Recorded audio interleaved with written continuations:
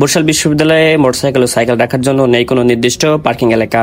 ফলে শিক্ষার্থী, শিক্ষক, কর্মকর্তা, কর্মচারীরা প্রবেশপথে গাড়ি রাখতে বাধ্য হচ্ছেন, যা সৃষ্টি করছে বিশৃঙ্খলা ও নিরাপত্তা ঝুঁকি। বরিশাল বিশ্ববিদ্যালয় প্রতিষ্ঠার 14 বছর পার হয়ে গেছে, কিন্তু পার হয়ে যাওয়ার পর এই বিশ্ববিদ্যালয়ের যে অবকাঠামোগত সংকটটা আমাদের সবসময় তীব্রভাবে আমরা দেখি।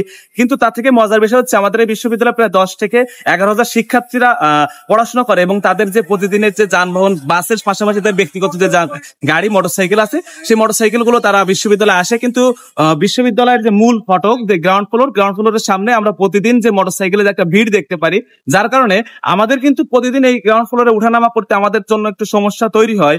কিন্তু বিশ্ববিদ্যালয় প্রশাসন যদি এটা গ্যারেজ করে দেয়, মোটরসাইকেল রাখার গ্যারেজ কিংবা একটা নির্দিষ্ট স্থান করে দেয়, তাইলে আশা করি যে এই যে ক্যাম্পাসের সামনে এই যে মোটরসাইকেল রেখে যে জটলার সৃষ্টি করে, এই জটলার সৃষ্টিটা আর হবে না। তা আমি প্রশাসনকে বলতে চাই, অতি দ্রুত সময়ের ভিতরে এই মোটরসাইকেল রাখা কিংবা গাড়ি রাখার নির্দিষ্ট একটা জায়গা করে দেওয়ার জন্য।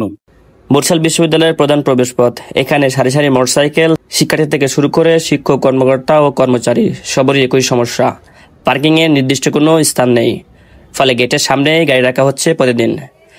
এতে একদিকে যাতায়াত ব্যাহত হচ্ছে, অন্যদিকে জরুরি পরিস্থিতিতে গাড়ি বের হওয়া বা প্রবেশে বড় ধরনের সমস্যার আশঙ্কা দেখা দিচ্ছে। আসলে এখানে যেতে হলে শিক্ষার্থীদের একটু ভোগান্তির সৃষ্টি হয়। আমার মনে হয় এর জন্য আলাদা করে আমাদের বিশ্ববিদ্যালয় কর্তৃপক্ষের আলাদা করে একটা বানানো উচিত, গাড়ি রাখার স্থান বানানো উচিত, কারণ এখানে যেতে উঠতে অনেক সমস্যা হয়।